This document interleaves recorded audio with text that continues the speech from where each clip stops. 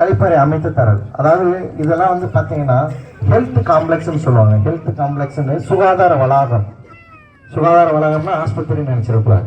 கழிப்பறை வசதி பிளஸ் குளியலறை வசதி இருக்கக்கூடிய ஒரு அரசாங்கத்திலே இருக்கு. ஹெல்த் காம்ப்ளெக்ஸ்ன்னு கெட்டி ஆகணும். இது கட்டாயமா ஒரு மாவட்ட கவுன்சிலர் ஃபண்ட்லேயே இந்த மாதிரி ஹெல்த் காம்ப்ளெக்ஸை கெட்டி கொடுக்க சொல்லி கட்டாயம் இருக்கு.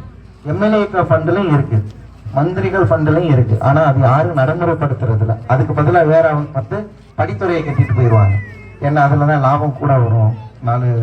4 சட்டி மண்ணடி பக்கத்துல இருக்கிற கரம்பு எல்லாத்தையும் சேர்த்து வச்சு கட்டிட்டு செங்கலை வச்சு கட்டிட்டு வேகமா போயிடலாம் அப்படிங்கிறதுனால இந்த மாதிரி கட்டடங்களை கெட்டுறது கிடையாது. கெட்டுனா கட்டுமானங்கள் கூட வரும் அப்படின்ட்டு. ஆனா அதெல்லாம் இருக்கு, அரசாங்க திட்டங்கள்ல இருக்கு. ஆகையால நீங்க மறுபடியும் அதே சின்னத்துக்கும் அதே நபர்களுக்கும் நீங்க ஓட்டு போட்டீங்கன்னா இந்த நிலை மாறாது. நீங்கள் எல்லோரும் இந்த முறை நம்பர் 10 இருக்கக்கூடிய தென்னந்தோப்பு சின்னத்திற்கு உங்களுடைய பெருவாரியான வாக்குகளை செலுத்தி ஒரு மாபெரும் வெற்றியை தேடி தர வேண்டும் என்று அன்புடன் கேட்டுக்கொள்கிறேன்.